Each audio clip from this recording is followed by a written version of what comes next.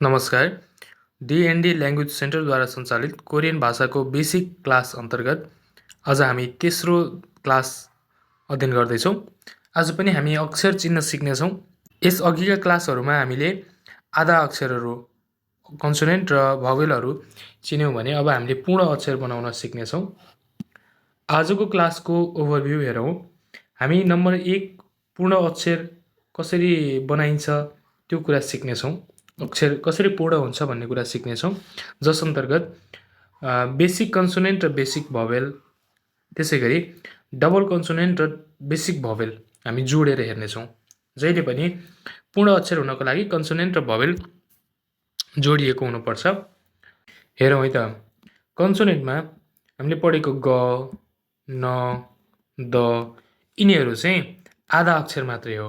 त्यस्तै आ, या, अ, य वा ए यी अक्षरहरू पनि आधा अक्षर नै हुन्। त्यसै गरी क,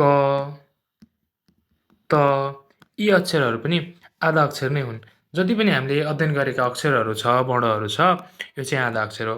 अब हामीले अक्षर पूर्ण कसरी हुन्छ भनेर सिक्दैछौँ है। ग कन्सोनेन्ट हो तर आधा हो। अब यसमा तपाईँले आ ल्याएर जोड्नुभयो भने यो गा भयो अथवा खा भयो। हामी पछि उच्चारणको नियम सिक्नेछौँ। यो गा भयो, गा भनिन्छ यसलाई।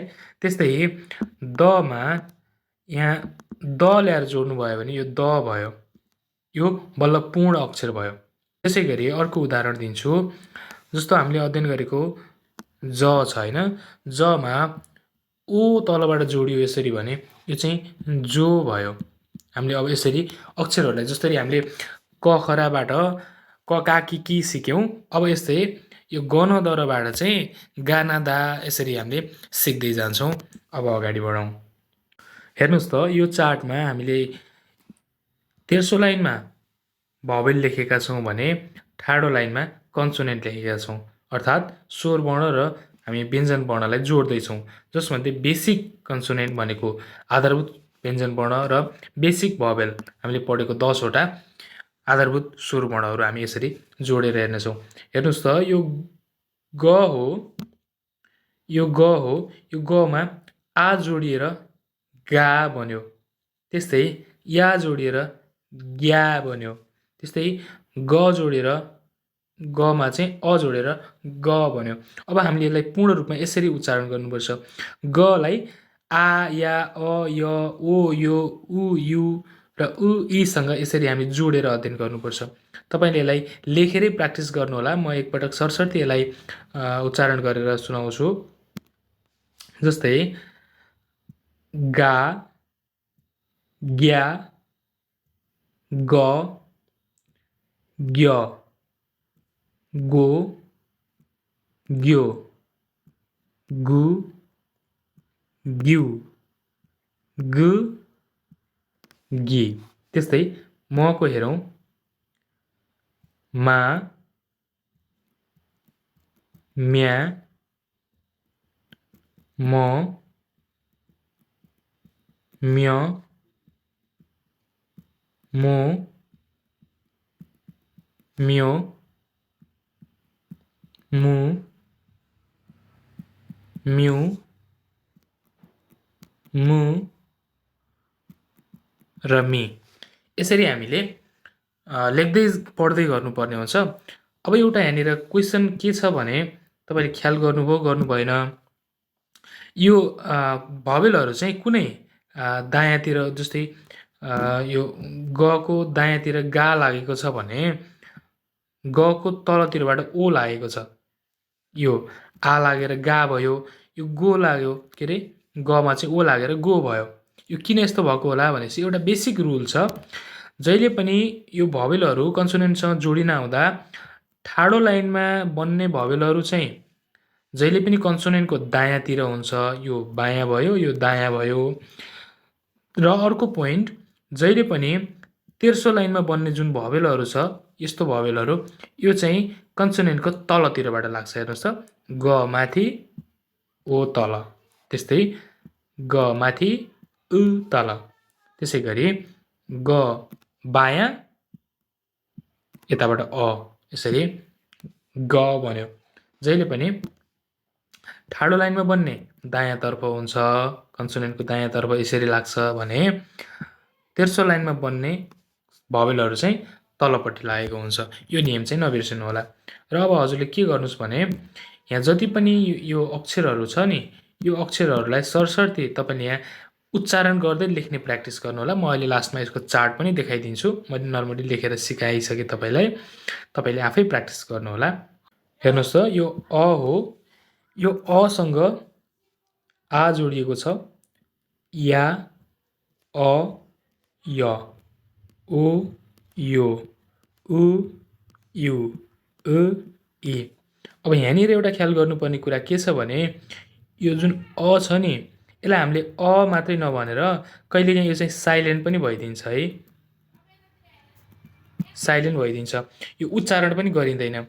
जस्तो कि अब यहाँनिर अझ अर्को एउटा सम्झिनुपर्ने कुरा के छ भने यो अ जहिले पनि साइलेन्ट हुन्छ र यो आसँग हामीले कहीँ आ लेख्नु पर्यो भने यो आ मात्र लेखिँदैन। यहाँ अगाडि जहिले पनि यो साइलेन्ट शब्द चाहिँ रहिरहेको हुन्छ, किनभने यो आले मात्रै शब्द पुरा हुँदैन। पूर्ण नभइसकेपछि अगाडि एउटा कन्सोनेन्ट त जोड्नै पर्यो। कुन कन्सोनेन्ट जोड्ने त? साइलेन्ट कन्सोनेन्ट जोड्ने। त्यसरी यो यहाँ ओ लेख्नलाई जहिले पनि यसरी ओ लेख्नुपर्ने हुन्छ। यो ओ तल यसरी मात्रै लेख्नु भयो भने चाहिँ यो ओ पूर्ण हुँदैन।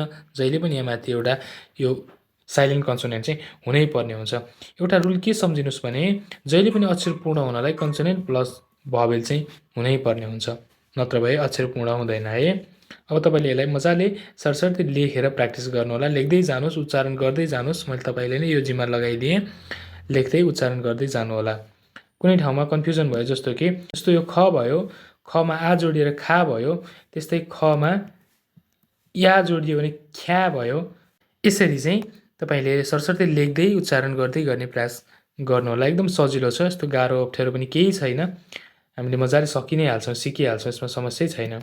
अब डबल कन्सोनेन्टको पालो। डबल कन्सोनेन्टसँग हामीले बेसिक भवेललाई जोड्दैछौँ। हेर्नुहोस् त, यतातिर चाहिँ कन्सोनेन्ट भयो भने यतातिर चाहिँ भवेल भयो है। हामीले कमा आ जोडेर का बनायौँ, कमा या जोडेर क्या बनायौँ। एवं रूपमा यसरी चाहिँ हामीले अक्षरहरू जोड्दै उच्चारण गर्दै जान्छौँ है। एकपटक म सको गरेर देखाउँछु।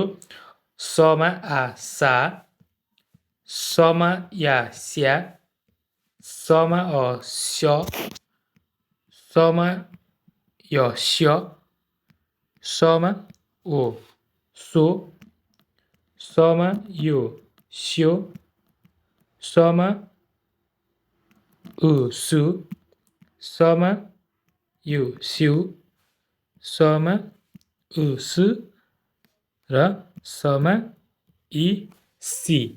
यसरी चाहिँ हामीले लेखेर मजाले तपाईँले कपीमा चार्ट बनाएर लेख्दै पढ्दै बोलेर पढ्ने बानी गर्नुहोला। तपाईँको उच्चारण पनि सुध्रिन्छ र तपाईँको लेखाइ पनि सुध्रिन्छ। अनि सँगसँगै कसरी लेख्ने, यो अक्षर लेख्दाखेरि स्पेलिङ रङ हुने कुराहरू हुन्छ, शुद्ध अशुद्धका कुराहरू, यो कुराहरू पनि तपाईँले नोटिस गर्नुहुन्छ। लेख्ने बानी पऱ्यो भने मजाले ख्याल गर्नुहुन्छ। हेर्नुहोस् है, मैले बनाएको चार्टमा यसरी मैले पुरै लेखेर राखिदिएको छु। तपाईँले मजाले यसलाई यसरी नै कपीमा चार्ट बनाउनु होला र लेख्ने प्र्याक्टिस गर्नुहोला। मैले यसमा नेपालीमा लेखेको छैन, जस्तो गमा आ गा भनेर मैले गा चाहिँ नेपाली अक्षरमा लेखेको छैन। तपाईँले बुझिहाल्नुहुन्छ होला भनेर। यदि बुझ्नु भएन, त्यस्तो केही भयो भने म अर्को चार्ट बनाएर डिस्क्रिप्सनमा लिङ्क राखिदिनेछु, त्यो हेर्नुहोला। चार्ट बनाएर मजाले लेखेर प्र्याक्टिस गर्नुहोला। कन्सोनेन्ट र भवेल जोड्दा तपाईँले लेख्दै प्र्याक्टिस गर्नुहोला। कम्तीमा यसलाई चाहिँ 21 चोटि चाहिँ पुर्याउनुहोस् है, अनिवार्य रूपमा पुर्याउनुहोस्। 21 पेज भर्नुहोस्, 21 चोटि अनिवार्य रूपमा प्रत्येक अक्षरलाई लेख्नुहोस् र 21 चोटि त्यो अक्षरलाई पढ्नुहोस् अनिवार्य रूपमा। तब तपाईँलाई चाहिँ याद हुन्छ, कण्ठ हुन्छ, जहाँदेखि पनि अक्षर चिन्न सक्नु पऱ्यो। र तपाईँले भन्नुहोस् त, मैले यसमा यहाँ चाहिँ यसरी लेखेँ भने के पढ्नुहुन्छ? ठ्याक्क तपाईँले लेख्दा बित्तिकै सम्झिनु पऱ्यो चाहिँ हि हो भनेर सम्झिनु पऱ्यो है। अक्षर अलिकति यहाँ बिग्रियो, हि भनेर सम्झिनु पऱ्यो। त्यस्तै मैले जमा यहाँनिर चाहिँ यसरी लगाएँ भने अब यसलाई के भनेर पढ्नुहुन्छ ठ्याक्क देख्ने बित्तिकै सम्झिनु पऱ्यो ज भनेर। यसरी चाहिँ तपाईँले प्र्याक्टिस गर्दै जानुहोला र सबै कुराहरू याद गर्दै जान सकिन्छ। यो चाहिँ बेसिक कन्सोनेन्ट र बेसिक भवेलको चार्ट भयो। यतातिर चाहिँ डबल कन्सोनेन्ट र बेसिक भवेलको चार्ट छ। यसलाई स्क्रिनसट लिएर पनि राख्न सक्नुहुन्छ र भिडियो पज गरेर पनि हेर्न सक्नुहुन्छ। आजको क्लास यति नै।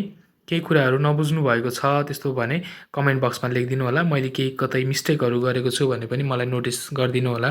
यहाँनिर मिस्टेक भएको छ भनेर मैले त्यसलाई करेक्सन गर्ने प्रयास गर्नेछु। धन्यवाद। 감사합니다।